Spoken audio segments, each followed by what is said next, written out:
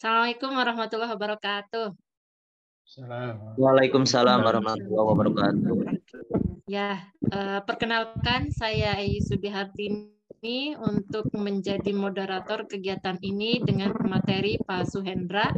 Saya izin share screen kurikulum vitae beliau.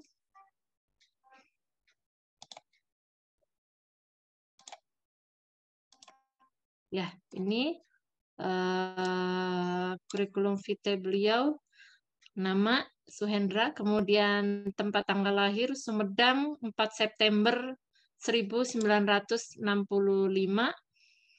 Kemudian jabatan fungsional beliau lektor kepala, sedang proses pengajuan guru besar. Kita doakan semoga prosesnya lancar. Amin. Dan cepat ini ya Pak ya, cepat turun gelar guru besarnya. Kemudian riwayat pendidikan S1 di IKIP Bandung, S2 di University of Houston, kemudian S3 di Curtin University, kemudian terdapat pendidikan yang lainnya. Ini banyak. Berikutnya riwayat pekerjaan beliau sangat banyak. Kemudian riwayat penelitian beliau selama 5 tahun terakhir. Kemudian riwayat pengabdian kepada masyarakat beliau. Ini riwayat mengampu mata kuliah. Kemudian publikasi artikel ilmiah. Kemudian ini perolehan hak cipta beliau. Dan ini penghargaan karya bakti satya selama sebanyak 3 kali. Kemudian ini pengalaman-pengalaman yang beliau sudah peroleh. Selanjutnya beliau akan menyampaikan materi tentang literasi numerasi dalam pembelajaran matematika. Bapak mau izin share screen sendiri atau boleh, mau dibantu boleh atau saya sendiri nggak apa-apa? Oleh Bapak aja ya, karena Ya, ini baik. file yang terakhir dikirim ada perubahan ya, ini. Ya, baik. Ya. Terima kasih. Mangga Bapak.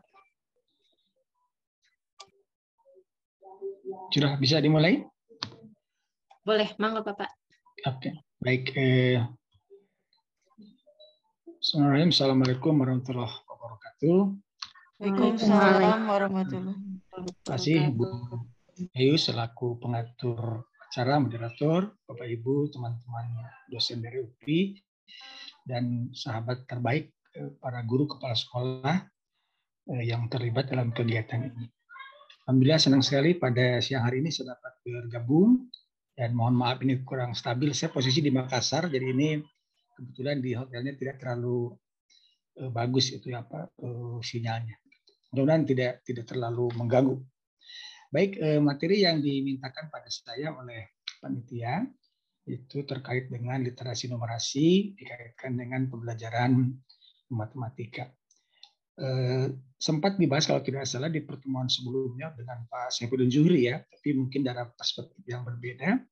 Dan senang sekali ini para guru kepala sekolah ini sebagian besar alumni UPI, dan ini seperti reuni lah begitu ya, yang kedua kali setelah tahun sebelumnya. Ibarat showroom mobil ini mungkin layanan purna jual gitu ya. Jadi setelah mobilnya dikeluarkan, kita servis lah begitu. Nah ini barangkali servis ini adalah kegiatan seperti ini.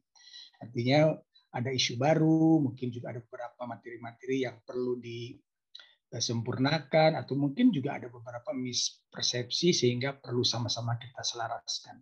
Karena pada dasarnya antara teman-teman guru di lapangan dengan kami sama saja, pendidik begitu, hanya mungkin berbeda peran, dan kalau sinergi tentu saja akan menjadi kekuatan yang sangat luar biasa.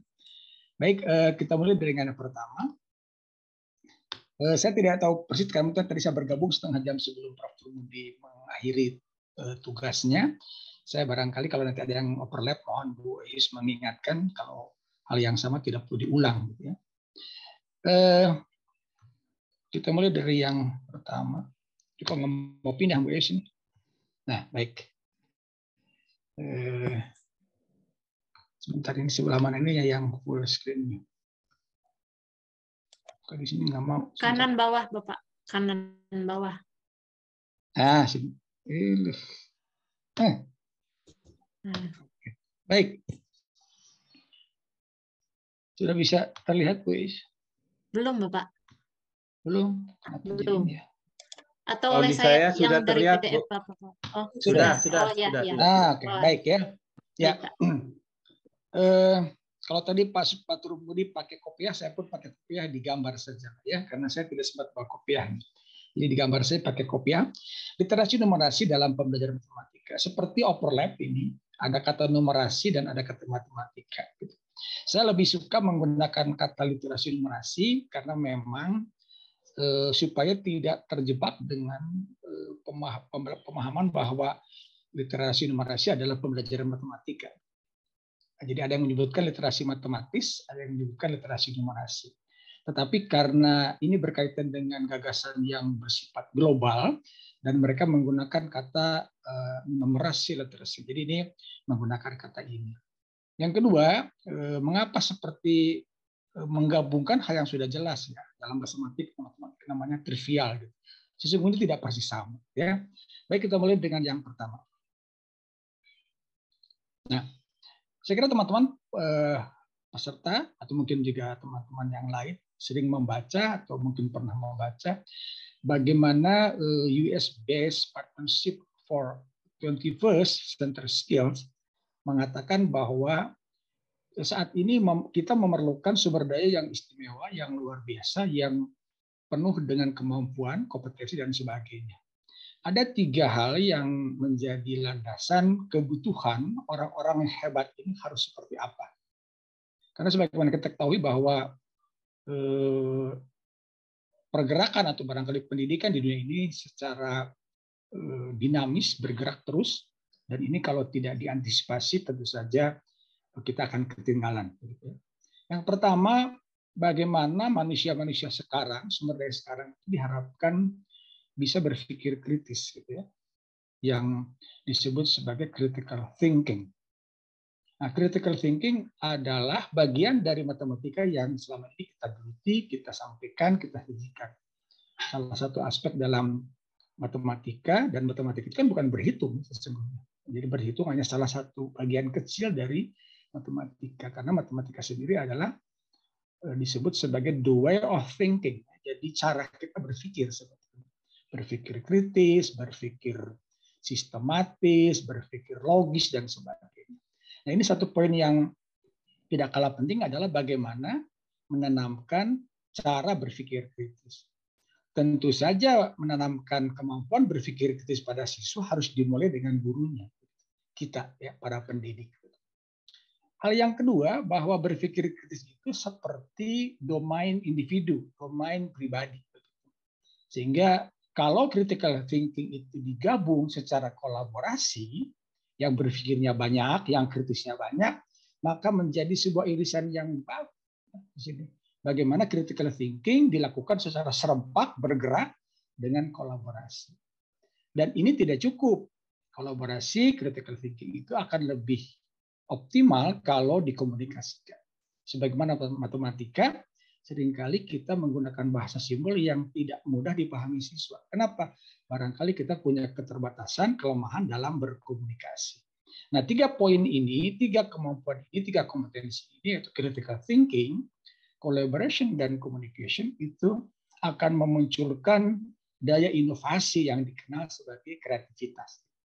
Jadi sosok-sosok yang kreatif itu adalah sosok-sosok yang secara tidak langsung paling tidak 3 hal dikuasai. Berpikir kritis, bisa bekerja mandiri sekaligus bisa berkolaborasi, dan pandai piawai mengkomunikasikan. Karena gagasan cerdas sekalipun kalau tidak bisa dikomunikasikan, bisa salah, bisa terjadi. Sama halnya dengan kita mengajarkan matematika. Banyak anak-anak kesulitan, bingung, kenapa? Katanya tidak ada anak yang bodoh. Yang ada adalah anak siswa yang belum menemukan guru yang tepat. Jadi sangat mungkin kita itu guru-guru yang belum tepat untuk mereka. Bukan bodoh, bukan tidak tahu, bukan tidak bisa, tapi mereka belum menemukan guru-guru yang pintar membuat mereka lebih pintar. Nah, kemudian kaitan dengan yang barusan, bahwa pendidikan menjadi penting. Disebutkan di sini kaitan dengan yang barusan, ya, critical thinking, communication and collaboration, menyebutkan di sini bagaimana sebuah pembelajaran dan asesmennya dalam konteks ini kita sebut sebagai evaluasi atau assessment di abad 21. Yang pertama itu way of thinking. Jadi bagaimana cara berpikir. Berpikir itu kan sebetulnya hak manusia, ya, siapapun boleh berpikir. Tapi bagaimana berpikir yang diharapkan pada konteks kemampuan yang menjadi katakanlah prasyarat di abad 21. Yang pertama apa itu way of thinking? Way of thinking adalah atau mencakup cara berpikir kritis, kreatif dan inovatif. Jadi kata kritis itu berpadanan, beririsan dengan kreatif dan inovatif. Jadi tidak ada inovasi yang muncul bukan karena kreativitas dan bukan karena daya pikir yang kritis. Untuk kepentingan pemecahan masalah dan pembuatan keputusan. Jadi ini sangat kental, bernuansa bagaimana matematika disajikan. Untuk kepentingan pemecahan masalah. Sebagaimana kita tahu bahwa salah satu aspek dalam pembelajaran matematika adalah problem solving. Jadi harapan kita, anak-anak memecahkan masalah di kelas, sesungguhnya bukan hanya itu. Pemecah masalah atau problem solver itu harusnya beyond the classroom. Jadi setelah pulang ke rumah pun harus menjadi bagian dari pemecah masalah atau problem solver. Yang sering terjadi anak-anak setelah selesai menjadi pemecah masalah di kelas berikutnya jadi trouble maker. Nah, diharapkan tidak begitu. Jadi mereka memecahkan masalah matematik sesungguhnya menjadi bekal untuk mereka memecahkan masalah lain di luar matematika di kelasnya sebagai bagian cara mereka menerapkan matematika dalam kehidupan sehari-hari. Yang pada akhirnya kemampuan ini menjadi sebuah kemampuan dalam membuat keputusan. Jadi keputusan yang mereka buat, yang mereka katakan saja ungkapkan itu adalah sebuah keputusan yang tidak tiba-tiba, tidak menggunakan common sense, bukan karena feeling, tapi berbasis berpikir kritis, berpikir kreatif, dan berpikir inovatif untuk 2 poin tadi, pemecahan masalah dan pembuatan keputusan. Yang kedua, thinking itu tidak akan menjadi apapun kalau tidak ada acting. Jadi thinking ini menjadi sesuatu, menjadi something, menjadi everything, menjadi many things kalau ada working. Jadi banyak orang yang mikirnya terusnya mikir begitu. Tidak jadi apapun karena cuma dipikirkan. Ingin jadi orang kaya, tidak pernah nabung. Jadi cuma thinking saja, tapi tidak ada acting. Dalam hal ini yang kita kenal sebagai way of working. Bagaimana thinking ditindaklanjuti menjadi bekerja. Apa itu mencakup cara bekerja? Jadi caranya harus benar, begitu karena bekerja saja tanpa cara yang benar tidak akan produktif. Yang berikutnya baik secara mandiri maupun kolaborasi. Terus disebutkan bahwa betapa pentingnya kolaborasi karena kita makhluk sosial kan. Jadi anak-anak itu perlu ditanamkan sikap mandiri, kemampuan bekerja individu, tapi tidak boleh lupa bahwa mereka itu adalah makhluk sosial yang harus sharing katanya ya, berbagi dengan temannya. Because sharing is caring, caring is understanding. Jadi sharing itu perlu agar menunjukkan kepedulian dan kepedulian adalah pemahaman atau pengertian. Melalui apa hal tersebut? Melalui komunikasi dan kerjasama di dalam tim. Jadi sekali lagi komunikasi ini bisa bersifat individu dalam arti kelompok kecil mungkin ya atau kerjasama di dalam kelompok yang besar. Sebentar Bu Yus, masih terdengar suara saya? Terdengar Bapak jelas. Oh ya, baik khawatir ini karena sinyalnya turun naik.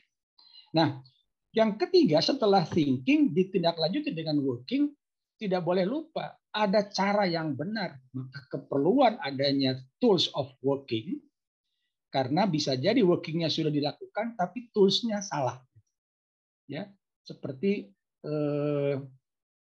pohonnya 2-3 kali kerbau. Nah, tapi motongnya pakai silet.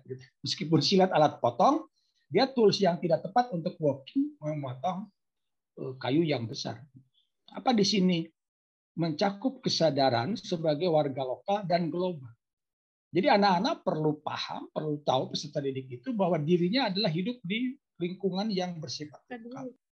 Tapi berpikir dan bertindaknya harus global. Ya, sebagaimana Bapak Ibu ketahui bahwa tahun 2045 berarti berapa tahun dari sekarang? 22 tahun lagi bangsa ini berusia 100 tahun. Dan kalau kita hanya bermain di kawasan lokal maka kita tidak akan pernah menjadi pemain global. Dan yang akan berperan menjadi pemimpin penerus kita adalah anak-anak yang sekarang terdidik di SMP Padalarang ini, di SMP Sidangkerta.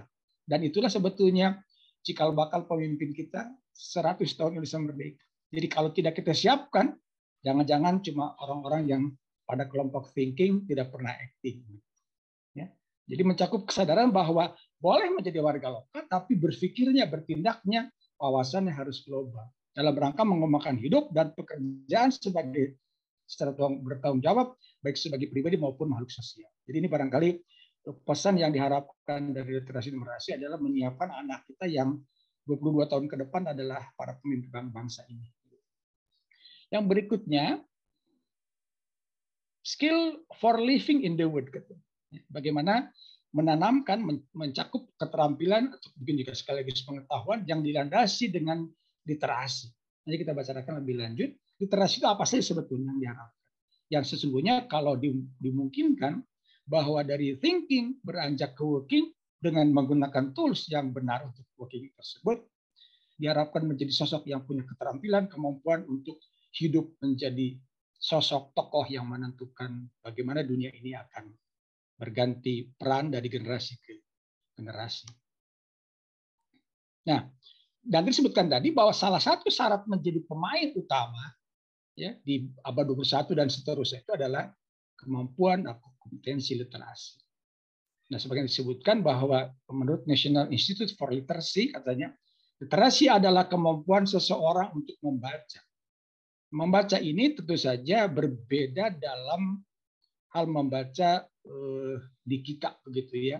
Ada sedikit kritik bahwa katanya membaca di kita itu di SD itu membaca keras gitu. Ya. Ini Budi, nah gitu kan. Kemana Ani itu membaca. Sesungguhnya bukan itu. Jadi membaca dalam hal yang lebih luas adalah reading. Reading itu adalah menangkap gagasan dari bacaan. Lalu mengungkapkan kembali baik secara lisan maupun tertulis. Jadi reading di kita seringkali diterjemahkan adalah membaca keras. Sama dengan menulis gitu. Di kita adalah menulis itu pakai buku elok, menulis halus begitu. Sebetulnya menulis itu dalam konteks writing itu adalah bagaimana membaca atau reading dari bacaan, lalu menuliskan kembali dengan bahasa sendiri. Itu barangkali yang penting. Jadi ada kritik terkait dengan penerapan di sekolah-sekolah di kita di SD khususnya. Membaca itu dikeraskan, menulis itu sekedar menulis halus. Padahal di balik itu lebih dari sekedar itu, menangkap ide, lalu ide tersebut dikembangkan dengan cara sendiri. Nah, sehingga tadi hasil membaca bisa dituliskan atau disampaikan melalui berbicara. Jadi bisa lisan atau tulisan. Juga menghitung dan memecahkan masalah kembali tentang problem solving.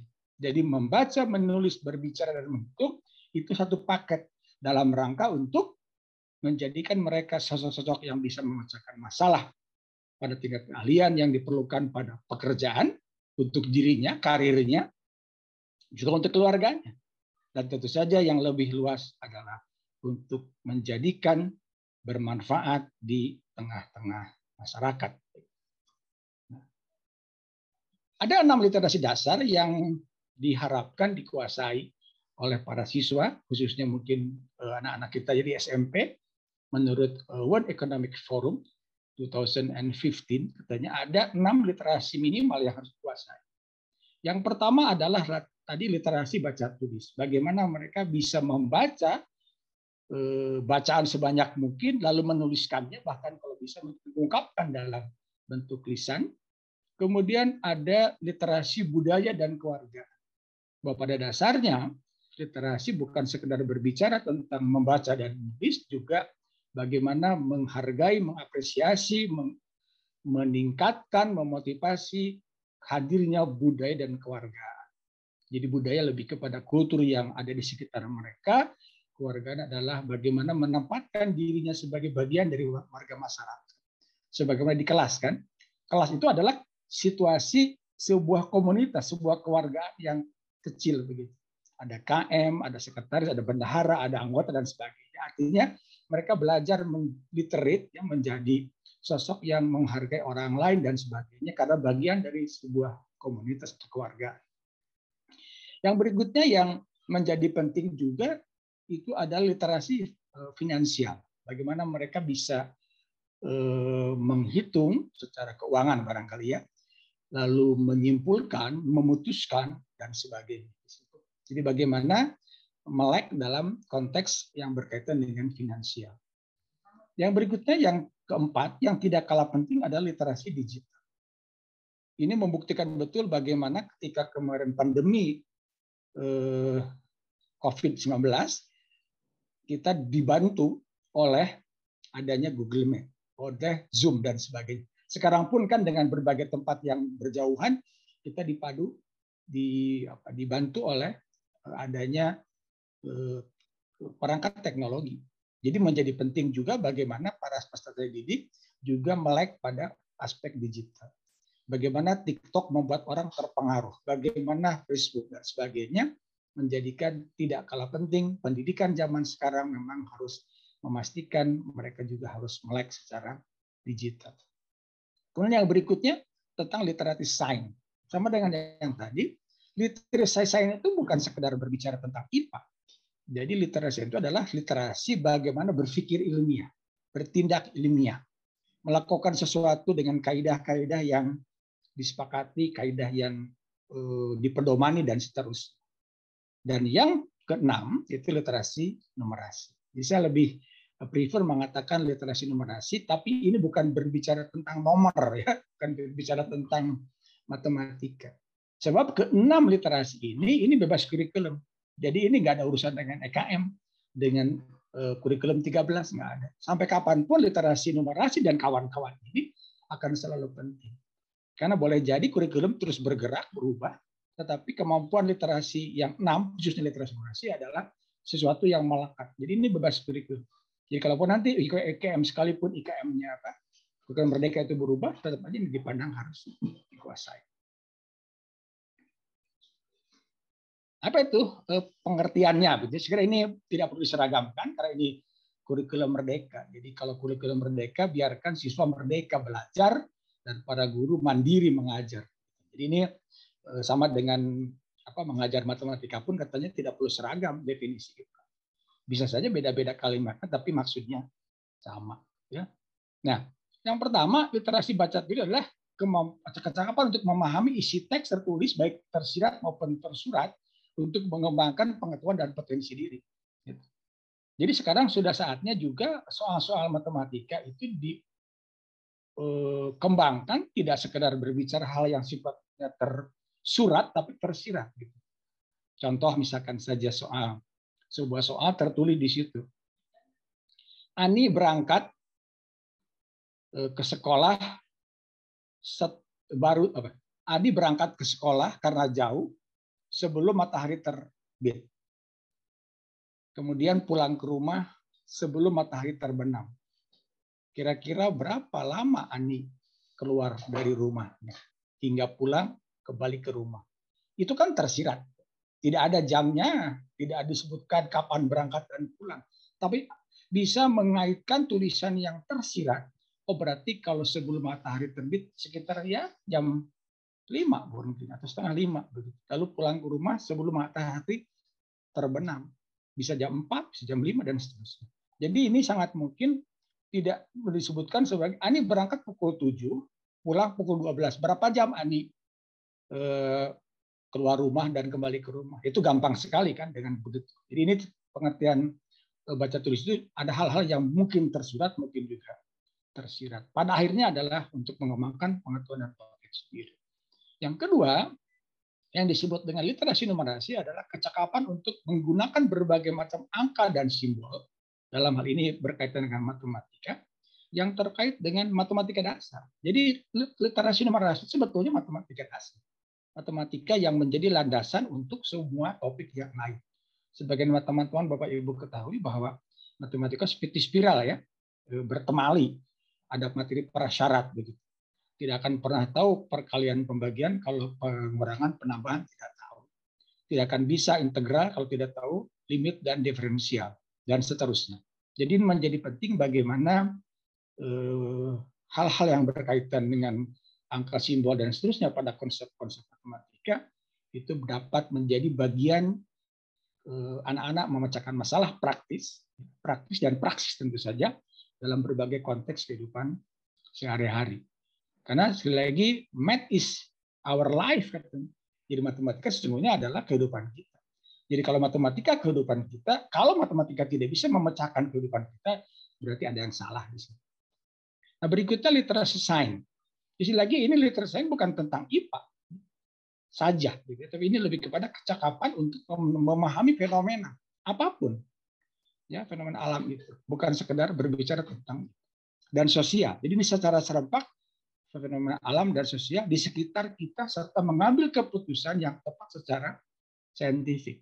Jadi ada kemarin menggunakan pendekatan saintifik, bukan sekedar urutan pendekatan, tapi ada bagaimana dia berpikir secara benar, secara runtut, secara sistematis, menggunakan kaidah-kaidah yang bersifat ilmiah. Yang berikutnya literasi digital. Jadi kecakapan menggunakan media digital yang sekarang sudah marak.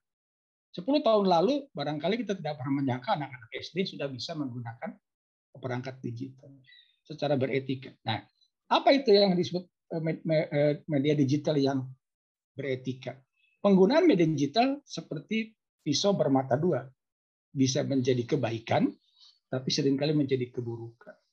Bagaimana beberapa kasus kemarin yang viral, orang koruptor ketahuan dengan adanya sosok apa barangkali masyarakat ya yang mempost gitu ya melalui media digital dan seterusnya. Demikian pula kebaikan.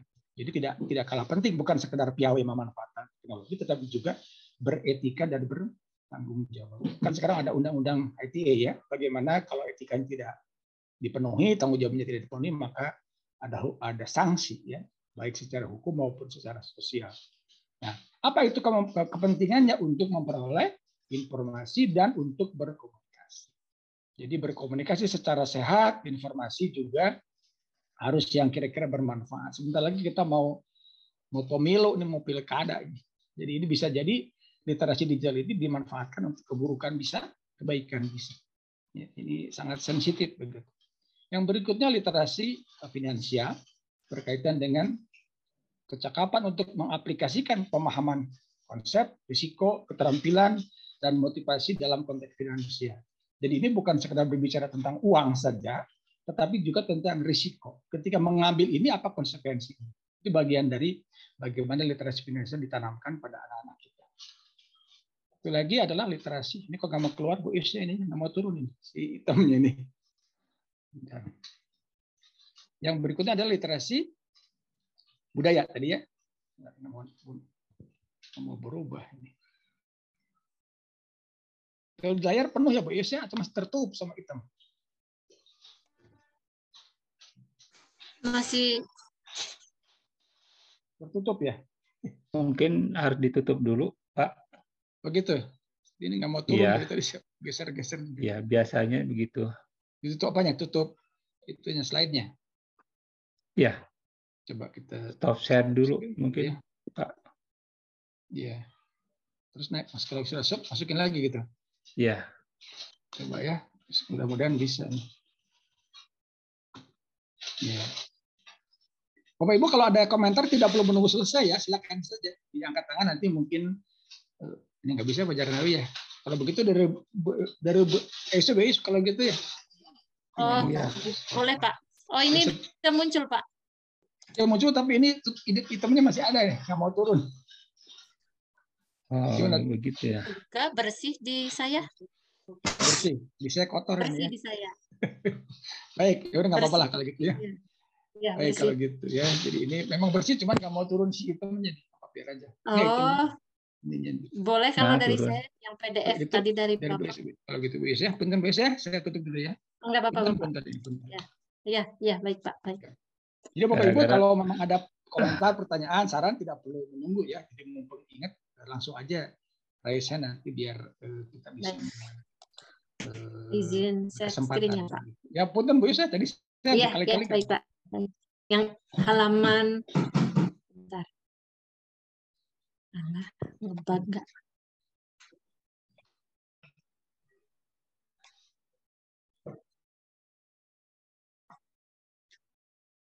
Yang ini apa ya?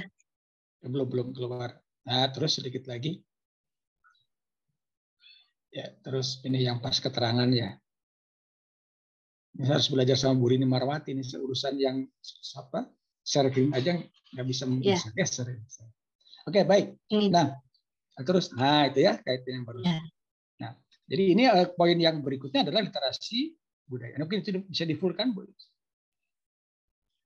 Ini PDF Pak, jadi cuma bisa segini. Oh, sudah nggak apa-apa kalau begitu. Ya, PDF. Ya, ini PDF.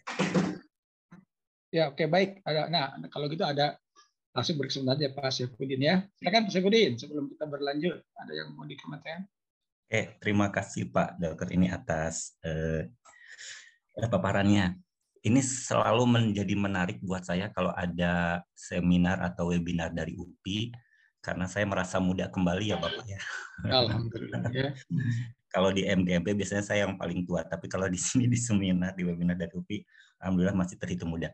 Ini menarik sekali mengenai literasi numerasi Pak.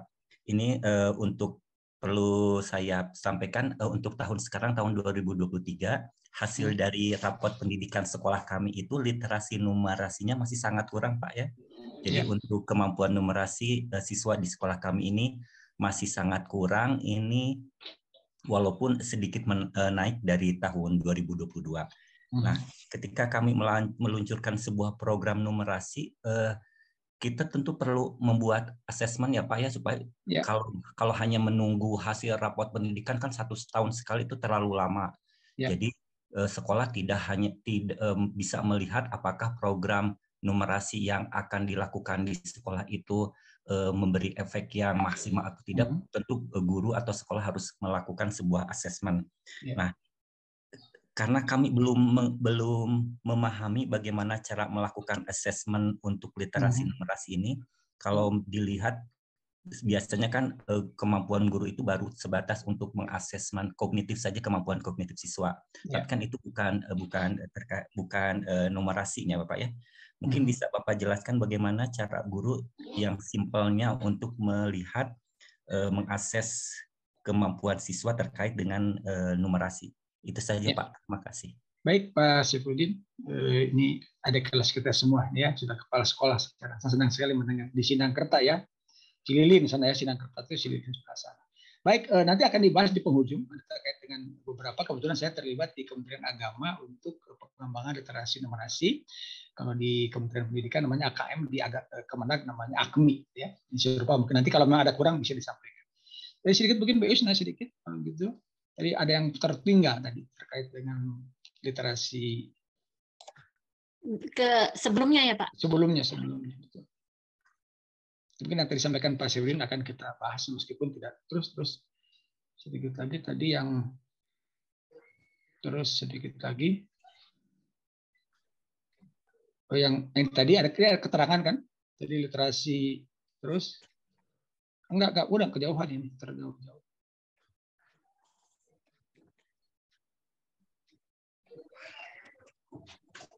Oke, terus sudah terus. Tadi sudah mulai di pengertian kalau tidak salah tadi berhentinya itu. Nah, di bawahnya ini. Ini. Di bawah digital ada. Nah, ini ya. Di sini lagi tadi 5 literasi dasar minimal. Jadi bagaimana? Oh, belum di sini. Masih yang barusan. Ini 6. Terus mundur sebelumnya. Delay kayaknya. Oh jadi... ya sudah. Kalau gitu biar kalau sama saya kalau bisa. Oh nah, baik ini, Pak, delay ya. Kayaknya ya. Ya udah kalau begitu. Nggak apa-apa lah tadi kepotong karena saya tidak bisa masuk ke ini. Tapi segera yang penting kan kita menekankan pada literasi numerasi.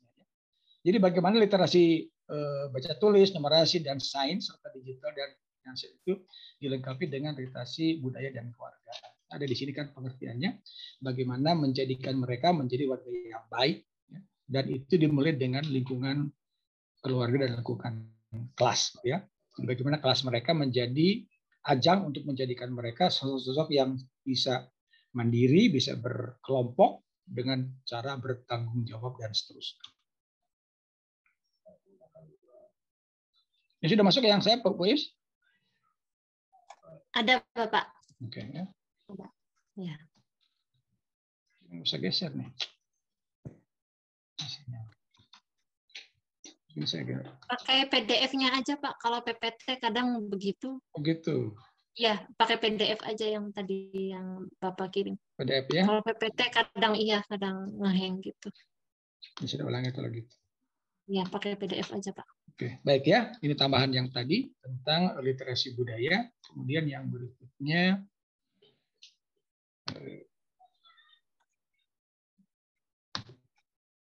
ya. Kemudian cukup waktunya.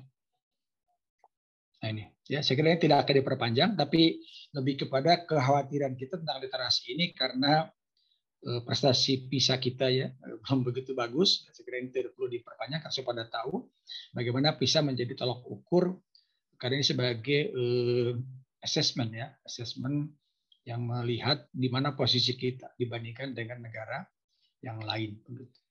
Ada dua kan ya, yang sering dipakai itu PISA dan TIMSS. Itu dua mirip tapi beda, tujuannya beda ya. Ada yang achievement test, ada yang lebih kepada achievement sekaligus diagnostik untuk perbaikan. Kalau PISA lebih kepada achievement saja, tidak dianjurkan, benar, tidak diorientasikan untuk perbaikan. Oke. Nah, sebagian kita tahu bahwa PISA sebagai cara kita melihat seberapa literate, seberapa melek anak-anak kita. Ini 2009 itu fokus membaca, 2012 fokus matematika, 2015 fokus sains, kemudian 2012 membaca, dan 2001 harusnya itu sekarang itu bergeser tahun karena COVID, itu fokus kepada matematika ditambah dengan asesmen berpikir kreatif. Gitu ya. Dan untuk tahun 2005 mendatang, 2 tahun mendatang, itu akan kembali ke fokusnya sains.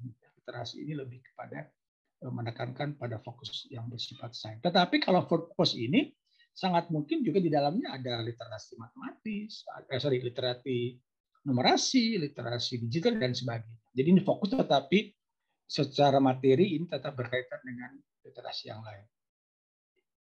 Ini saya kira sebagai contoh saja, contoh ya, ilustrasi betapa memprihatinkannya kita ada di bawah banget, gitu ya. Jadi kalau lihat dari gambar di sini ada di berapa dari bawah ini ya, cukup memprihatinkan, tetapi sekali lagi tidak berkecil hati. Negara-negara hebat di atas itu memerlukan waktu juga seperti Finland, Kanada, Estonia dan sebagainya bertahun-tahun juga begitu untuk menghasilkan anak-anak yang literate tadi. Jadi sesungguhnya kalau boleh berandai-andai kenapa anak-anak kita selalu tidak mendapat posisi terbaik di PISA, TIMSS dan sebagainya, karena memang kurikulum kita sebelumnya tidak diorientasikan untuk sesuai dengan apa yang dilakukan di sini. Jadi sekarang dengan perbaikan IKF sesungguhnya mengarah kepada anak-anak yang diharapkan bernalarnya bagus, berpikir kritisnya bagus dan sebagainya. Mudah-mudahan ini matching dengan kebutuhan. Nah, kemudian sekiranya juga tidak perlu ini masalah ranking yang jelas kita sedih gitu aja deh ya. Ini kita di ASEAN saja kita peringkat kedua dari bawah. Ya, kita hanya menang dari Filipina. Ya, Vietnam saja yang waktu kita merdeka masih berperang, jauh melejit ya di atas kita jauh. Ya. Oke, baik. Nah, kembali ke yang tadi bahwa definisi literasi ini lebih kepada kemampuan mengidentifikasi, memahami, menentukan, menafsirkan dan mengkomunikasikan informasi. Dan ini semua ada dalam pembelajaran matematika. Matematika ada mengidentifikasi jelas, ada memahami tentu, menentukan apalagi, menafsirkan dan mengkomunikasikan juga bagian dari pembelajaran yang ada di matematika. Sehingga literasi dalam konteks yang manapun sesungguhnya ini hal-hal yang lazim kita sampaikan pada anak kita di pembelajaran matematika. Masalahnya sudah begitu atau belum gitu ya? Atau sekedar target kurikulum selesai, alhamdulillah. Atau tadi poin di antara beberapa ini apakah ada yang masih ompong atau sudah selesai kita laksanakan. Ya. Jadi ini poin yang tidak kalah penting adalah berdasarkan berbagai sumber bacaan. Jadi kalau berbicara literate atau melek ini tentu saja guru kita, para siswa juga sama, tidak hanya bersumber dari bacaan yang tunggal. Yang sering terjadi kita amati di beberapa sekolah, sumber bacaannya gurunya buku itu, siswanya buku itu. Jadi tentu saja ini menjadi tidak bisa optimal menumbuhkan tentang literasi numerasi karena bukunya sama. Sesungguhnya katanya guru itu sumber bacaannya harus sekian kali lipat dari bacaan yang dimiliki oleh siswa. Jadi kalau buku yang dimiliki atau digunakan guru itu ada 6, tidak perlu dibawa ke kelas semuanya. Sepanjang bacaan tersebut sudah diformulasikan dalam bentuk RPP, LKPD, dan sebagainya. Jadi buku itu tidak perlu dibawa lagi kalau memang sudah menjadi bagian dari bahan baku untuk membuat RPP, LKPD, dan seterusnya. Ya, sebagai keterampilan dasar dan percakapan hidup. Baik, ada yang raise hand ini, Bu Ratna Ningsih, Bu Is, beri kesempatan. Iya, mangga Bu Ratna Ningsih. Mangga. Silakan Bu Ratna Ningsih.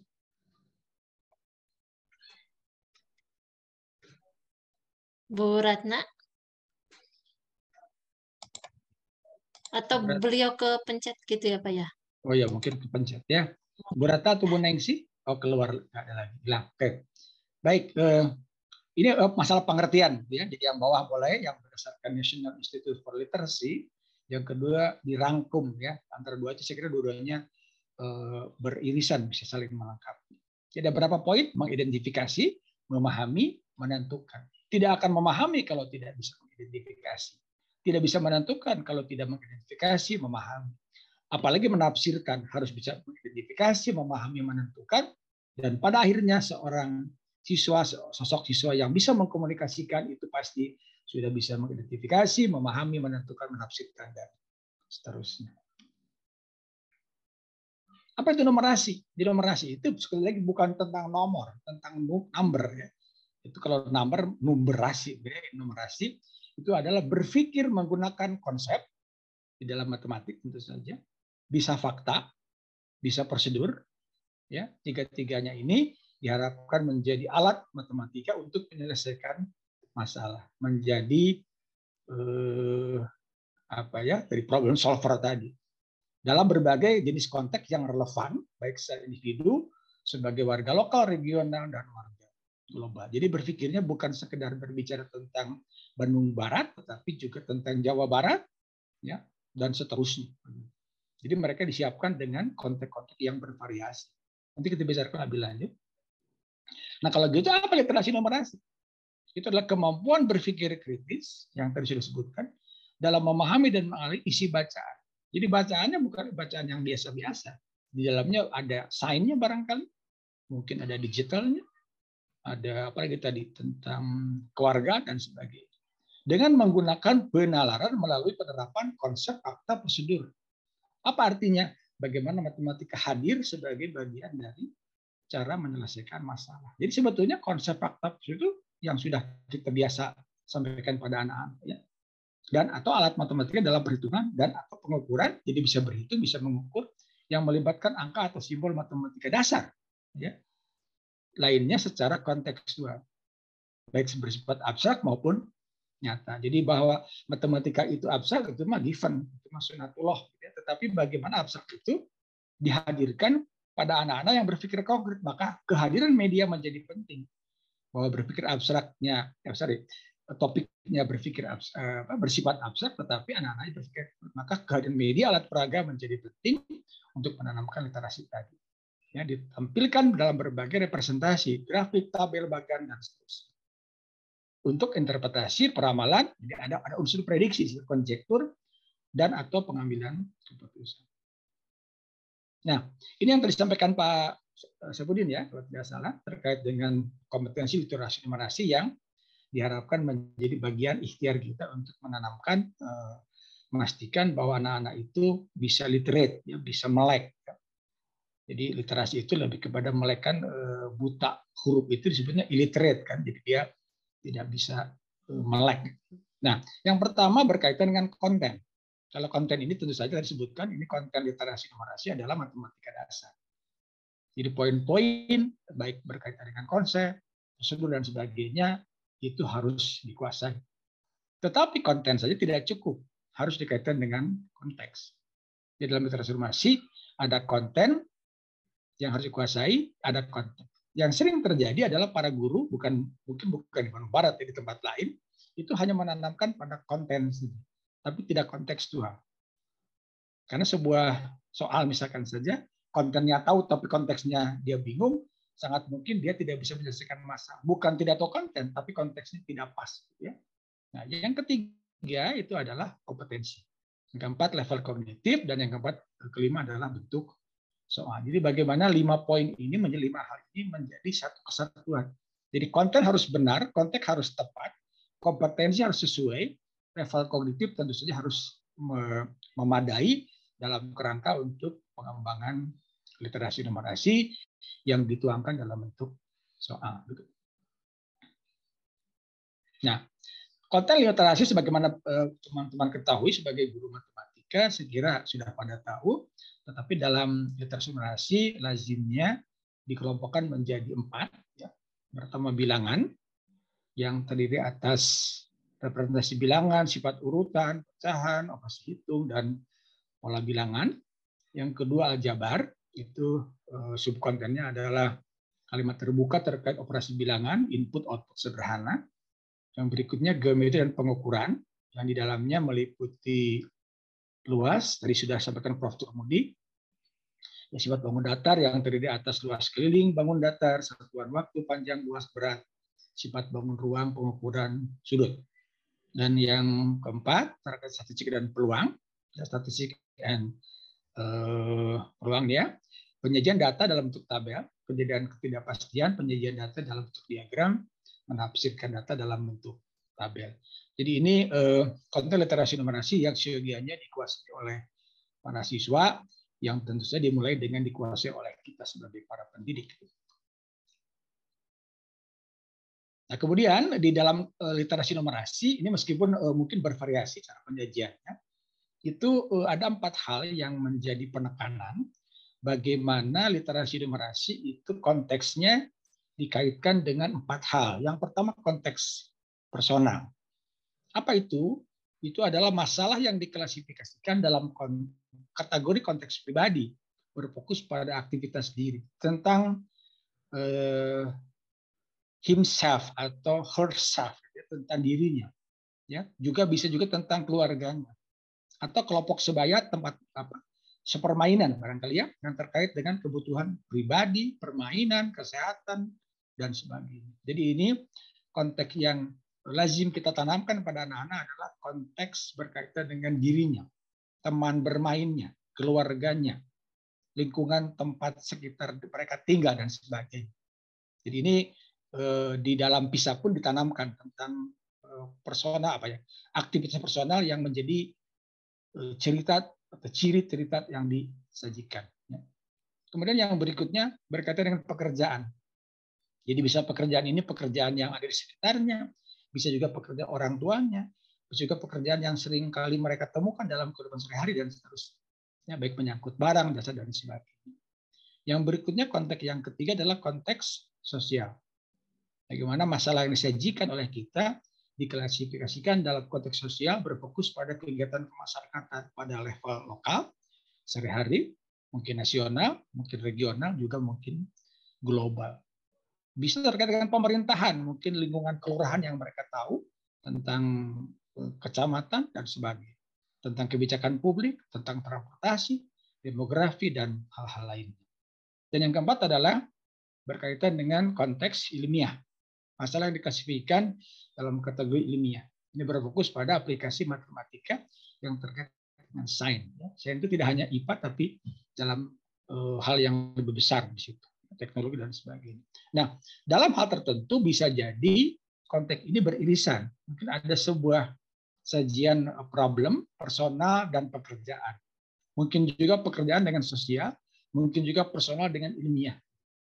Jadi ini bagaimana Bapak Ibu, teman-teman memadukan di antara 4 ini. Jadi tidak harus 4-4-nya lah muncul, tetapi mungkin kombinasi di antara 4 ini. Tapi kalau bisa 4-4-nya lebih bagus. Ya.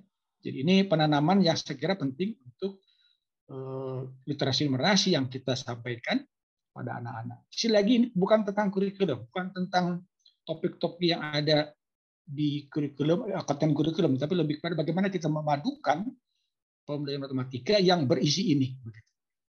Jadi sudah tidak zaman soal-soal matematika cuma mengatakan hitunglah, carilah berapakah, selesai. Bukan itu. Tapi bagaimana mengaitkan yang tadi literasi yang sudah kita bahas. Nah, apa yang diharapkan tadi? Yang pertama kan tadi konten.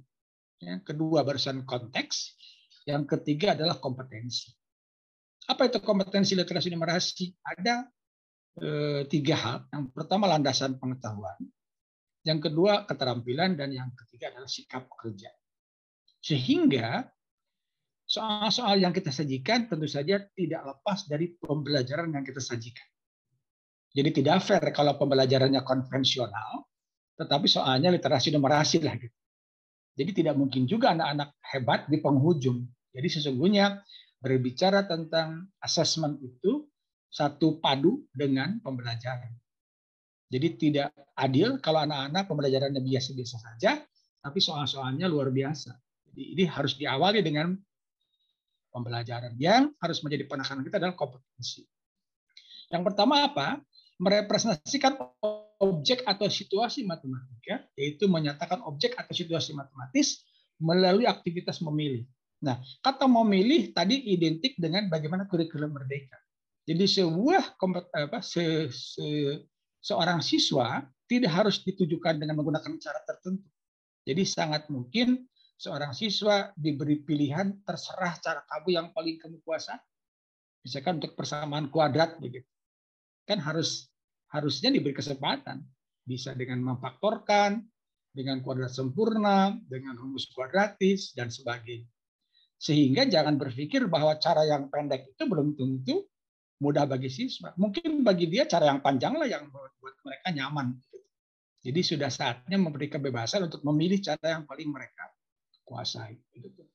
Menggunakan, menafsirkan, menerjemahkan, dan menyimpulkan dengan berbagai bentuk representasi. Kata berbagai bentuk menunjukkan kemerdekaan. Jadi sudah tidak layak ke sebuah soal diarahkan dengan cara ini. Jadi sudah saatnya kita memberikan kebebasan.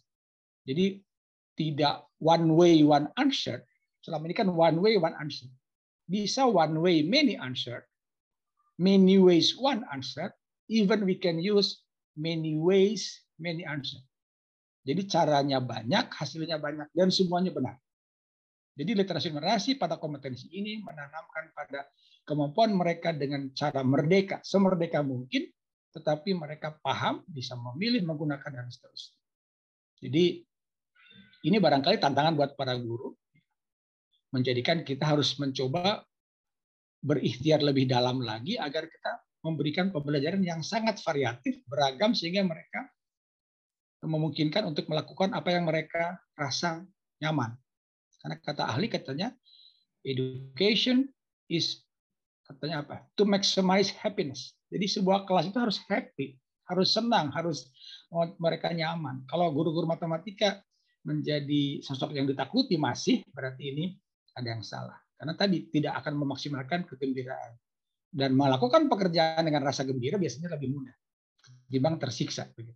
Ya, jadi ini menjadi penting bagaimana para siswa dimungkinkan untuk melakukan berbagai hal dengan cara sendiri. Jadi ini tantangan buat para guru tentu saja. Ya, jadi kalau kita hanya menggunakan satu buku RPP 1, LKPD 1 ya, ini jangan harap nanti kompetensi ini tertanam dengan baik. Yang kedua, menggunakan strategi pemecahan masalah, yaitu memilih lagi. Ada kata memilih lagi. Jadi di sini strategi ini pun tidak harga mati, hanya satu untuk satu. Jadi matematika yang bersifat eksakta sudah saatnya tidak one way for one answer. Ya, memilih dan menerapkan berbagai cara dengan berdasarkan pengetahuan matematis untuk menyelesaikan masalah. Jadi kalau dari Sindangkerta tadi ya ke Pak Saipudin ya, mau ke UPI kan banyak caranya di situ. Jadi jangan hanya mengatakan harus pakai cara ini. Siapa tahu dia punya cara yang lebih nyaman buat dirinya. Ya. Sehingga bisa jadi caranya banyak, hasilnya banyak, dan semuanya benar. Yang ketiga itu adalah menalar dan memberi alasan, ya, tentang reasoning, tentang argumentation, ya, itu menjadi penting. Jadi bukan sekedar hanya benar. Dalam literasi numerasi adalah benar. Kenapa benar? Jadi ada unsur mengapa, bukan sekedar benar salah. Dan bisa memberikan alasan. Jadi argumentasi ini menjadi penting. Jadi bukan benarnya iya, tetapi juga kenapa bisa benar. Ini menjadi hal yang penting bahwa mereka harus berargumentasi. Saya benar karena ini. Jadi kalau Sekarang bernalar dan memberi alasan itu dibimbelkan, menurut saya nggak cocok. Nggak ada bimbel bernalar gitu ya.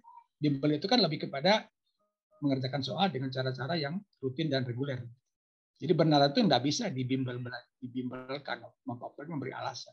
Untuk menganalisis, karena ada peristiwa analisis yang sangat kontekstual. Jadi kalau diberi soal A, katakan saja belum tentu nanti ketemu soal A lagi.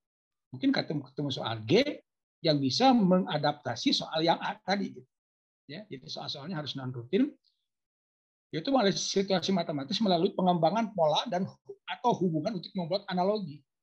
Jadi analogi itu adalah satu cara bagaimana satu konsep, satu prosedur, satu aturan dianalogikan. Ya, generalisasi atau kesimpulan dengan menggunakan penalaran dan alasan rasional. Jadi anak-anak sekarang sudah saatnya diberi kebebasan untuk merdeka bernalar, merdeka memberi alasan dan sebagainya. Tetapi kita harus siap dengan berbagai kemungkinan. Jadi sangat mungkin sebuah RPP yang Bapak Ibu siapkan dari rumah sudah istimewa, di kelas belum tentu istimewa.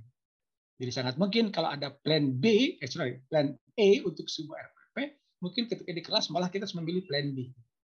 Meninggalkan sebagian yang tidak mungkin berjalan karena memang kondisinya tidak ideal seideal ketika kita membuat RPP tersebut. Demikian pula LKPD. Nah, ada 3 level kognitif yang lazim ditanamkan pada literasi numerasi. Yang pertama adalah tentang knowing. Mungkin kalau di taksonomi Bloom ini yang pertama mungkin ya, C1 ini. Bagaimana isinya adalah mengakses kemampuan pengetahuan peserta didik tentang fakta, proses, konsep, dan atau prosedur. Jadi ini sifatnya recalling, hanya mengulang kembali, barangkali kan sifatnya ini lebih kepada knowledge ya. Knowing ini. Jadi kalau hanya mengatakan tentukan anu, gunakan rumus anu itu berarti baru tentang knowing. Ya. Yang kedua adalah applying atau bagaimana knowing yang tadi, pengetahuan yang dimiliki itu diterapkan. Apa itu katanya? Mengakses kemampuan numerasi peserta didik dalam menerapkan pengetahuan dan pemahaman tentang fakta, relasi, proses, konsep, prosedur, dan metode untuk menyelesaikan masalah. Sekali lagi tentang menyelesaikan masalah pada konteks situasi nyata. Jadi ini menjadi penting bagaimana Bapak Ibu kita semua menyelesaikan masalah, menanamkan tentang kemampuan pemecahan masalah, tetapi dengan konteks yang sesuai dengan yang mereka kuasai. Seperti sebuah soal katanya. Sebuah soal tidak boleh multitafsir di awal. Jadi kalau sebuah soal diterjemahkan berbeda-beda oleh peserta didik, berarti terbayang bagaimana ribetnya, susahnya penyelesaian. Jadi kalau sebuah soal itu harusnya di awal sudah serempak memahami hal yang sama. Perkara soalnya beda-beda diselesaikan boleh. Jadi kalau sejak awal soal sudah multitafsir, karena pemilihan kata yang tidak tepat, karena terlalu panjang ceritanya dan itu tidak kontekstual, sangat mungkin bervariasi pemahaman, terbayang soalnya bisa beda-beda diselesaikan, hasilnya beda-beda. Nah ya, yang berikutnya tentang reasoning. Jadi ketika sudah knowing, naik sedikit applying, berikutnya tentang reasoning. Apa itu reasoning? Reasoning adalah mengakses kemampuan penalaran peserta didik dalam menganalisis data dan informasi, membuat kesimpulan dan memperluas pemahaman dalam situasi baru. Sekali lagi situasi baru. Jadi yang non rutin. Jadi kalau ketemu soal yang sama, ingat cara yang sama, berarti dia bukan soal yang rutin. Atau konteks yang lebih kompleks lagi. Jadi 3 level kognitif ini lazim ditanamkan pada literasi numerasi. Ini sudah sekiranya tidak perlu diulang, tapi ini kurang lebih itu yang dimaksudkan. Nanti mungkin materi ini kalau tidak salah Bu Yus akan disampaikan ke teman-teman untuk dipelajari di rumah nanti. Iya, Pak. Nah, sebagaimana ketahui bahwa dalam mengembangkan LPP pun ada KKO kan. Ini di konteks ini pun ada beberapa KKO yang saya kira ini terbatas ya. Kita batasi 6, padahal masih banyak. Apa kata kerja operasional untuk knowing? Yang pertama menyebutkan.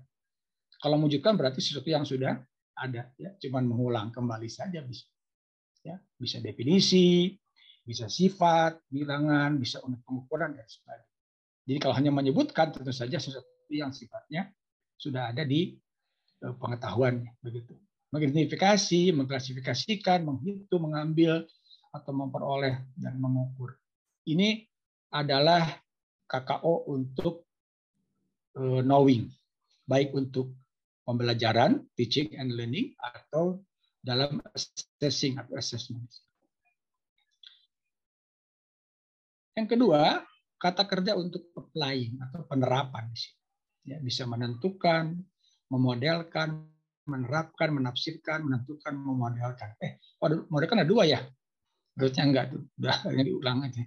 Oh iya, yang bawah. Ya, nanti bagian Bu Eus lah untuk membuang. Saya lupa itu, nggak cek lagi ya. Nah, tapi ini kira-kira sebetulnya masih ada yang lain, tapi ini salah satu contoh saja bagaimana menentukan operasi, strategi, dan aturan yang sesuai dan efisien untuk memecahkan masalah dunia nyata yang dapat disesuaikan dengan menggunakan berbagai metode. Nah, kalau sudah metode, cara itu berarti itu penerapan atau applying.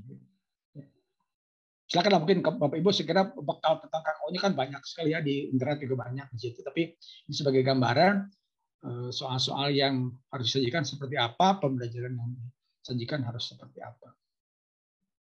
Nah, sekarang reasoning. Saya kira ini aspek yang tidak kalah penting ya. Bahkan bisa jadi anak bisa knowing, bisa applying, tapi reasoningnya nggak jalan. Mungkin saja. Karena ini lebih setingkat di atas yang tadi. Bagaimana bisa menganalisis melalui apa? Menentukan gambar, menggunakan hubungan, dan seterusnya. Memadukan, mengevaluasi, menyimpulkan, menjustifikasi. Ya. Seperti contoh, kenapa kamu mengerjakan dengan cara memfaktorkan, bukan dengan kuadrat sempurna? Apa alasannya? Apa yang terjadi kalau misalkan koefisiennya ditambah? Jadi berbicara tentang justifikasi bukan sekedar tentukan akar-akar persamaan kuadrat. Itu mah gampang, mungkin lebih kepada knowing ya. Tapi kenapa cara ini? Kenapa tidak itu?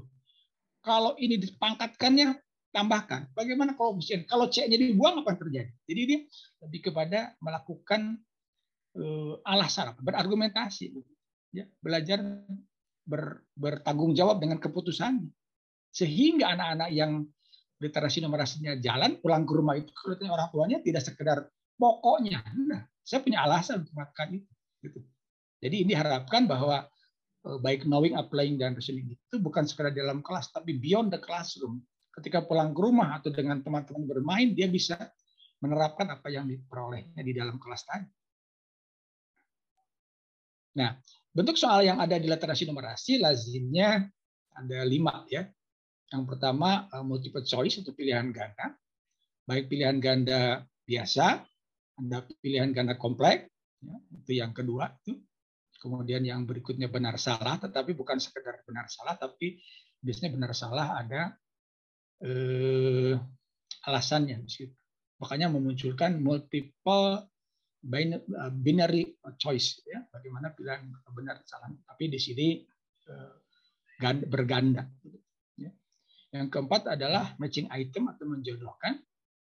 Dan di sini Bapak Ibu kan sudah tahu ketika membuat perangkat evaluasi bahwa pilihan itu lebih banyak daripada pertanyaan atau pernyataannya di situ. Dan di sini tentunya bagaimana jodohnya kan harus homogen dan sebagainya. Ya, ini saya kira tidak perlu diulang karena sudah pada tahu Bapak-bapak Ibu guru sudah memahami itu. Jadi katakan saja kalau di sebelah kanannya tentang angka-angka semua, ya, kalau tentang katakan saja pecahan-pecahan semua, sehingga anak menjadi tidak mudah untuk memastikan jodohnya yang mana. Jadi kalau jodohnya tidak mengecoh berarti tidak berfungsi kan di structure. Jadi intinya begini, hanya anak yang bisa, yang paham yang harus benar, ya, yang bisa benar. Jadi kalau yang tidak tahu itu harus salah, kira-kira begitu. Ini menunjukkan bahwa untuk meyakinkan bukan sekedar memasang, atau memasangkan juga harus ada alasannya. Dan yang ketiga tentang short answer, ya, atau isian singkat. Meskipun tentu saja kalau di dalam bentuk tesnya seperti ini, tapi ke dalam pembelajaran mungkin bisa jadi ada soal-soal yang bersifat uraian, ya, kan uraian itu bernalar, gitu ya, menggunakan pengalaman, pengetahuan dan sebagainya. Jadi ini seringkali salah pengertian kalau ditanya mana yang objektif, pilihan ganda atau uraian. Menurut Bapak Ibu mana yang objektif? Pilihan ganda atau uraian atau apa? Esai. Yang sesungguhnya objektif. Orang sering bilang objektif itu pilihan ganda kan? Ya. Betul, pemeriksanya objektif, tapi pilihan ganda yang mengira-ngira bisa benar berarti tidak objektif dong. Jadi pilihan ganda itu objektif dari unsur memeriksa. Ya. Jadi kalau secara objektif sesungguhnya objektif yang uraian. Karena hanya anak yang paham, yang bisa, yang mengerti, yang bisa menjawab secara tepat. Jadi uraian itu sesungguhnya lebih objektif menurut hemat saya. Tetapi memeriksanya mungkin subjektif. Jadi menjadi penting bagi kita bahwa soal-soal uraian itu sudah layak ditanamkan pada soal-soal tentang atau berkaitan dengan literasi numerasi. Karena hanya anak yang paham, yang mengerti, yang bisa menjawab secara benar. Jadi objektifnya di situ. Nah, Baik. Ya. Cukup. Oke. Bu Elus, cukup waktunya habis ya? Sudah habis? Iya, Bapak. Oke, baik. Itu poin sebelum saya akhiri mungkin di sini bagaimana menulis soalnya nanti akan disampaikan oleh Bu Elus materinya. Ya, bagaimana sebuah soal bisa jadi bukan kontennya tapi bukan salah ya. Kaidah penulisannya. Jadi seorang guru membuat soal harusnya memahami juga kaidah penulisan, ejaan dan sebagainya. Sangat mungkin karena inilah yang tadi, Bro. 5 poin inilah yang menjadikan sebuah soal yang mudah jadi sulit. Karena kita tidak memperhatikan tingkat kesulitan, ejaan, dan sebagainya, termasuk juga konteks dan stimulus begitu. Paralel begitu ya sebagai pengantar, mudah-mudahan ini bisa menjadi pemikiran kita bersama bahwa target PISA itu target PISA dapat itu mah bonus aja deh, gitu aja.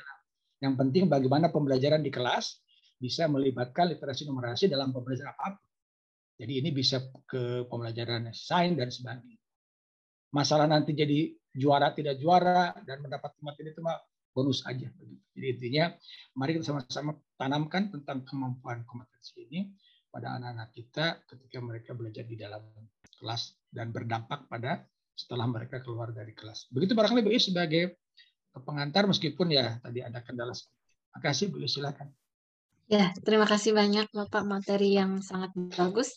Tadi sebenarnya sudah ada pertanyaan ya Pak ya tadi saat pemaparan materi.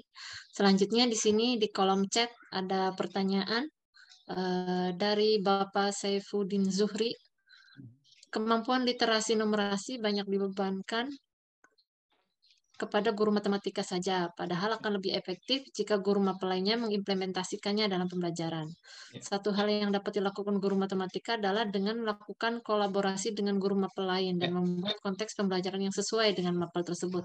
Apakah hal tersebut mungkin? Bagi guru, menemukan konteks untuk memulai pembelajaran sangat tidak mudah. Apa yang harus dilakukan guru untuk mendapatkan konteks yang sesuai? Itu, Bapak. Ya, baik. Terima kasih, Pak Saifuddin. Ini waktu kuliah pas dulu itu pendiam, tapi sekarang jadi sangat kritis. Saya senang sekali ya. Dulu waktu kuliahnya pendiam ini, beliau ini ya. Oke, baik. Saya kira tantangan buat kita. Saya ada satu ide barangkali, saya nggak tahu cocok atau tidak. Sesungguhnya seringkali para sekolah-sekolah tertentu membuat IHT. Saya kira ini kesempatan untuk topik IHT yang sangat menarik. Bagaimana secara kolaboratif guru itu bekerja bersama.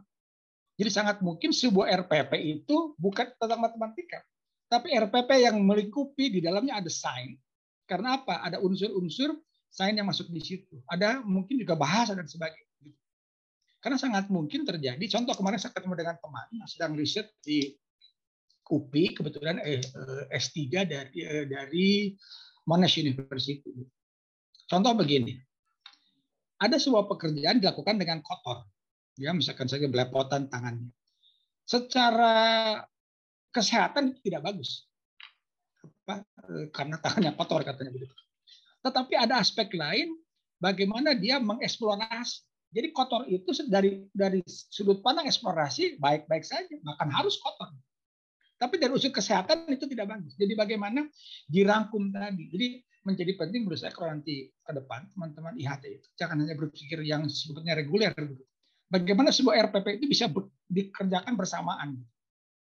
Jadi bahkan saya bermimpi dari satu hari misalkan ada IPA, ada matematika, ada bahasa, ada di PS, RPP 1 gitu. Lalu team teaching di situ.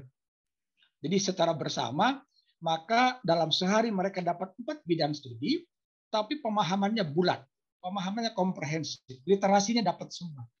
Saya kira why not? Karena mungkin saja guru matematika tidak paham sainnya, maka guru sains masuk di situ sebagai bagian dari tim teaching. Lalu mungkin nanti bagaimana mengungkapkan ide tadi dengan bahasa yang benar, guru bahasa masuk di situ. Karena bisa jadi ide yang hebat tidak dipahami orang lain, berarti ada yang salah di bahasanya. Dan seterusnya. Lalu bagaimana juga tadi isu-isu tentang lingkungan hidup berkaitan dengan dampak sosial. Barangkali IPS masuk di situ. Jadi sudah saatnya sekarang para guru tidak berbicara, ini RPP saya, enggak, RPP kita, RPP kami. Jadi saya kira itu menjadi penting, bagaimana satu pembelajaran dalam sehari itu 4 guru tampil, tetapi topiknya satu, dirangkai, lalu tanpa disadari mereka dapat banyak. Jadi tidak perlu juga berpikir tentang parsial lagi. Yang kedua, seringkali lupa kita berbicara tentang tugas kita. Menurut hemat saya, seorang guru SMP perlu tahu kurikulum SD. Karena sebelumnya belajar apa mereka. Lalu guru SMP perlu tahu kurikulum SMA. Karena saya membekali apa untuk mereka berlanjut belajar matematika, dalam hal ini mungkin literasi numerasi, di jenjang berikutnya. Seringkali sekarang SMP ya sudah tugas saya selesai guru SMP. Tapi tidak tahu dulu belajar apa sebelumnya. Jadi mengoptimalkan gitu. Jadi bagaimana guru SD memahami materi di SMP supaya tidak saling menyalahkan. Tidak boleh di SD nasi.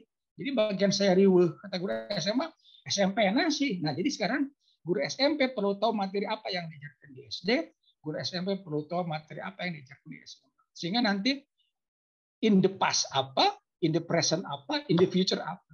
Jadi betul-betul rangkaian ini menjadi bulat. Karena literasi numerasi tidak ada kaitan dengan kurikulum yang mana. Karena matematika pada dasarnya dari tahun ke tahun juga sama saja.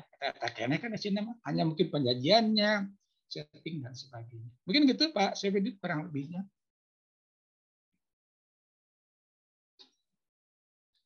Baik, itu Pak Saifuddin. Konteksnya belum ya Bu ya? Oh, konteksnya belum Pak. Yang kedua ya, pertanyaan yang kedua ya Pak ya. Bagi guru menemukan konteks untuk memulai pembelajaran. Ya, itu, Pak. Bagaimana caranya? Ya. Konteks ini menjadi menarik. Menurut saya begini, seringkali konteks itu menurut persepsi guru. Padahal tidak matching dengan siswa. Kalau saya sekali-kali mungkin bisa tidak Bapak Ibu menawarkan konteks apa yang mereka mau. Kalau mereka meminta berarti mereka yang tahu. Mereka mau, mereka tahu, mereka mau, dan mereka mungkin senang dengan itu. Contoh gampangnya begini. Apa yang sekarang sedang happening, Pak Syafruddin? Di tengah anak-anak kita saja begitu yang sedang happening. Iya. Terang-terang ya. Terang-terang. Nah, apa Boys, apa yang sedang happening sekarang? Baru udah kayak nanti. Apa? Kenapa kita tidak tahu tentang happening yang sekarang terjadi? Karena kita tidak pernah bertanya pada siswa apa yang sedang terjadi. Saya ingat betul ini, maaf ini ya, sekedar cerita saya bukan berarti saya hebat. Ya. Saya pernah mengajar di SD 4 tahun. Setiap sore saya nonton Kura-Kura Ninja. Bukan untuk hiburan. Saya ingin tahu tokoh apa yang mereka sukai. Maka ketika saya memberikan ilustrasi buat cerita di kelas di SD waktu itu, saya menggunakan Rafael, Donatello, dan sebagainya. Jadi saya nonton itu ingin tahu konteks apa yang mereka kuasai. Jadi bukan sekedar konteks menurut kita. Bayangkan tadi Pak Syafruddin kan tidak bisa membayangkan apa konteks yang sekarang mereka sedang mereka gandrungi begitu. Mungkin sekali-kali tanya deh, mau apa cerita tentang apa. Jadi diberi pilihan karena mereka sesungguhnya anak-anak yang merdeka. Nah, sering terjadi adalah konteks menurut kepala kita pada 5 tahun yang lalu dan sekarang sudah tidak zaman lagi tentang. Jadi barangkali sudah saatnya kita jangan Pak Amin punya tanah sekian kali sekian. Nah, itu mah dulu lah barangkali. Sekarang coba dikaitkan dengan ya. Sekarang sudah ada perkembangan dan sebagainya. Jadi mungkin sekali-kali kita nanya ke mereka deh tentang apa kira-kira cerita. Tentu saja ini menjadi konsekuensi kan kita banyak nonton gitu ya. Oh TikTok dari ya Bu Atia. Nah kalau memang sekarang sedang disukai TikTok, belajarlah kita dengan TikTok. Jadi kalau kan katanya Facebook itu adalah kegemarannya para orang tua seumur kita. Ya sekali-kali turun sedikit deh gitu ke TikTok gitu ya.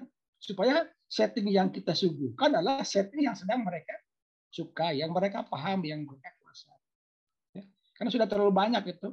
Luas kebun Pak Amin, ya, kemudian tanaman bunga punya Bu Eyus gitu ya, sudah kebanyakan yang begitu manis. Jadi perlu diubah sedemikian rupa agar tadi keenam literasi tadi muncul semuanya secara serentak, dan sangat mungkin para guru berkolaborasi tadi. Apa tadi pertama?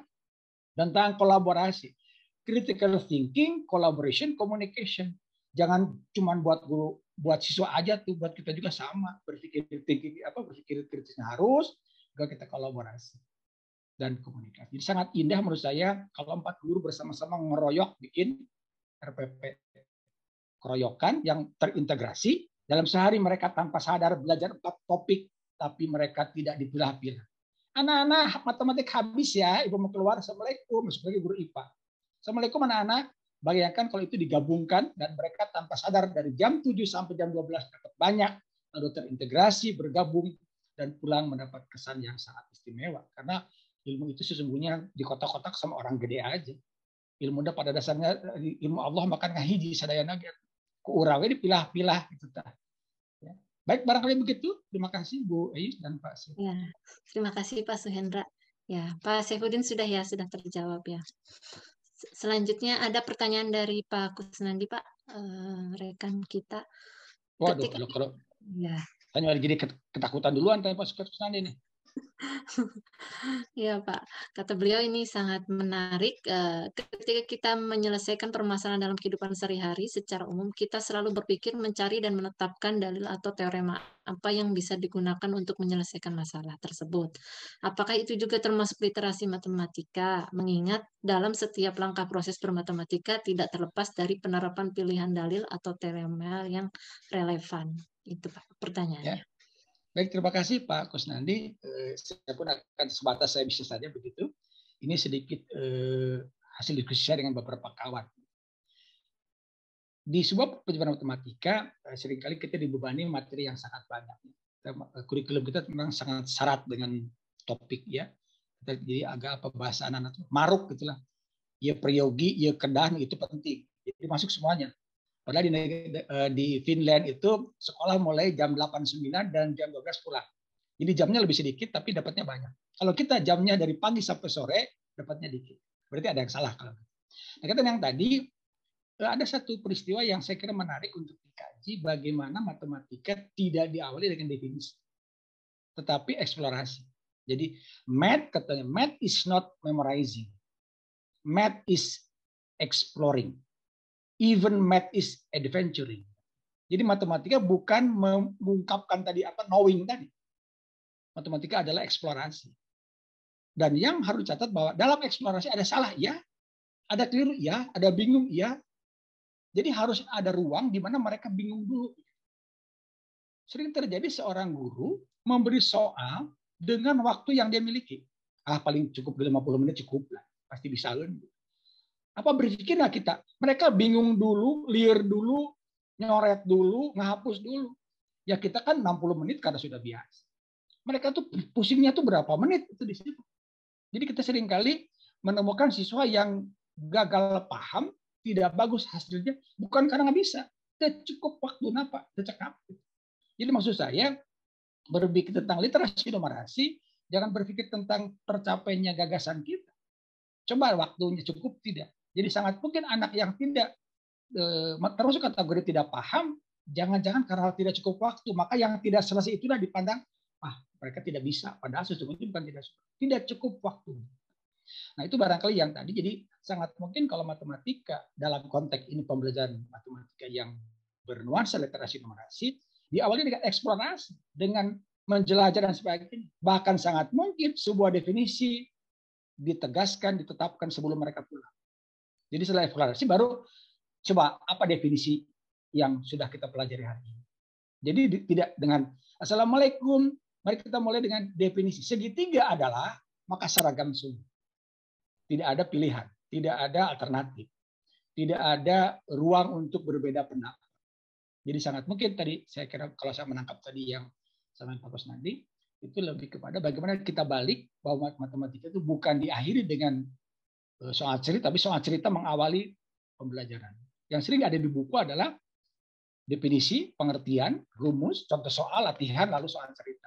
Mungkin sesekali ditukar bahwa berawal dengan problem, berawal dengan apa yang sudah mereka kuasai. Sehingga nanti konsep-konsep matematika yang dituangkan dalam pembelajaran kita itu secara berangsur-angsur masuk kepada konsep, dan di ujung sebelum pulang cing, naon definisi eta teh. Jadi sangat mungkin seperti itu. Lalu poin yang tadi disampaikan juga, ada sebuah sebuah ungkapan lah. Katanya begini, ketika siswa berkomentar di dalam kelas, jangan gini, say yes katanya, say yes for student comment.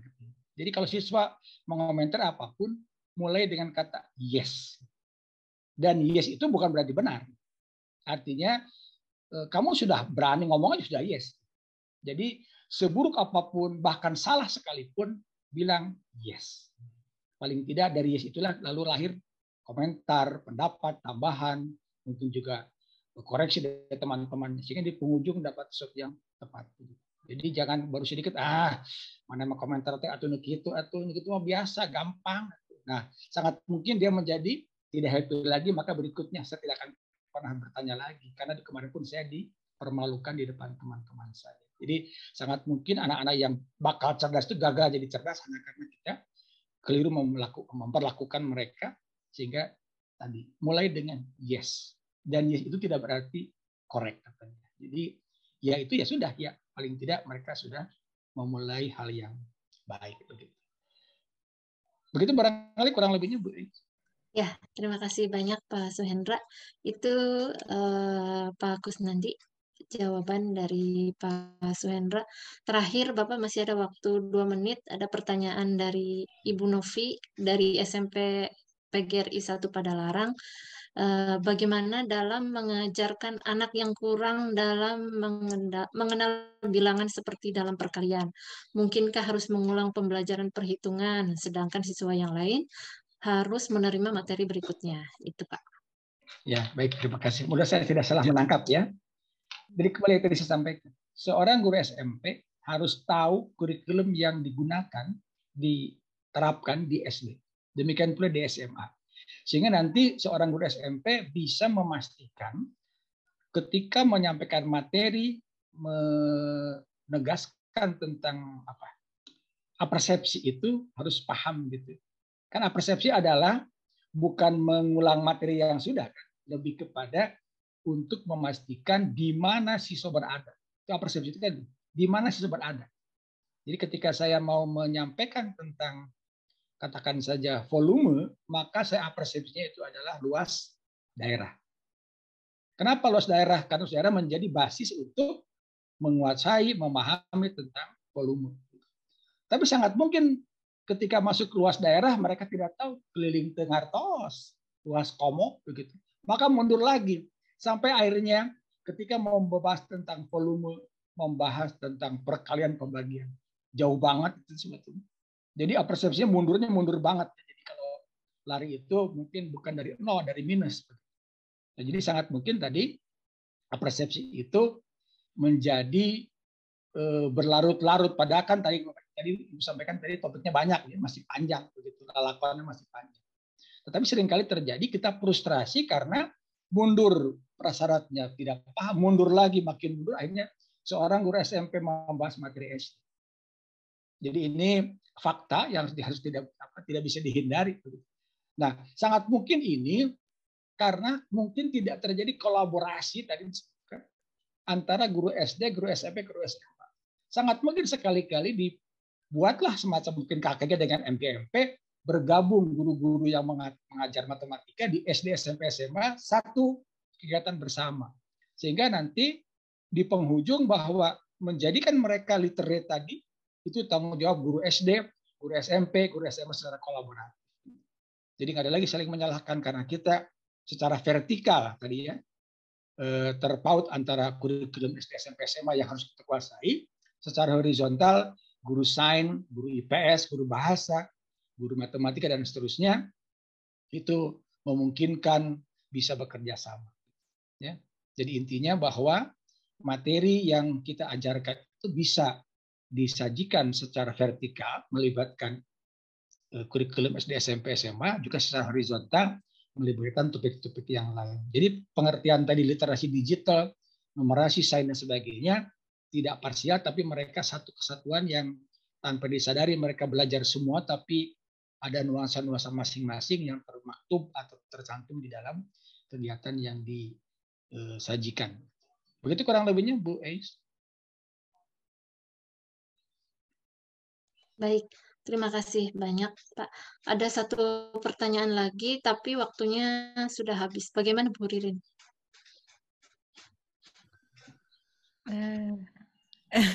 Maka sudah habis ya waktunya ya. Iya, ya udah. Karena waktunya sudah habis, Baik, mungkin kesempatan. langsung ke closing statement dari Pak Suhendra saja. Mangga, Bapak. Ini Bu Ririn kemarin ketemu nggak nanya apa-apa sama saya. Oke, baik ya. Waktu kita makan kemarin, kepada ketemu kemana nanya apa-apa. Oke, baik. Terima kasih Bapak Ibu sekalian. Materi yang sangat saya kira sederhana saja ini. Mungkin sudah pada tahu semua, tapi mari sama-sama kita senantiasa refresh ya, menyegarkan lagi ingatan kita, pengetahuan, pengalaman sebagainya.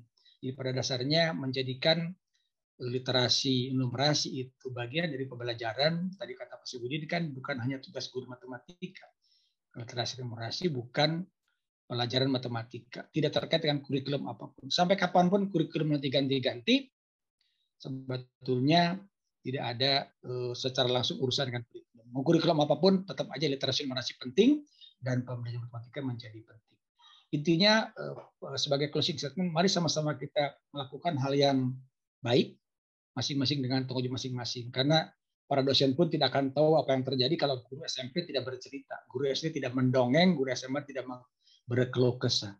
Mari sering kita ketemu, sering curhat, supaya curhat ini menjadi bagian dari cara memperbaiki diri, baik kita maupun untuk kepentingan kita masing-masing. Mohon maaf atas segala kekurangan, cuman itu yang bisa saya sampaikan. Mari sama-sama gerakan semua lini agar Bandung Barat dan kita semua menjadi agen perubahan, agar matematika menjadi dinikmati, agar literasi menjadi bagian tugas kita, sehingga anak-anak kita yang kelak tahun 2045 calon pemimpin bangsa adalah anak-anak yang hebat, berkualitas, dan literate dalam sebuah berbagai lini. Terima kasih, mohon maaf. Assalamualaikum warahmatullahi wabarakatuh. Waalaikumsalam warahmatullahi wabarakatuh. Ya, kami mengucapkan terima kasih banyak kepada Pak Suhendra yang telah menyampaikan materi tentang literasi numerasi pada pembelajaran matematika. Semoga ilmu yang telah beliau sampaikan bermanfaat bagi kita semuanya. Dan saya Egi Sudihartini izin undur diri. Mohon maaf jika ada kesalahan dan kekurangan. Terima kasih banyak Bapak Ibu semuanya atas perhatiannya. Semoga sehat selalu. Assalamualaikum warahmatullahi wabarakatuh. Waalaikumsalam.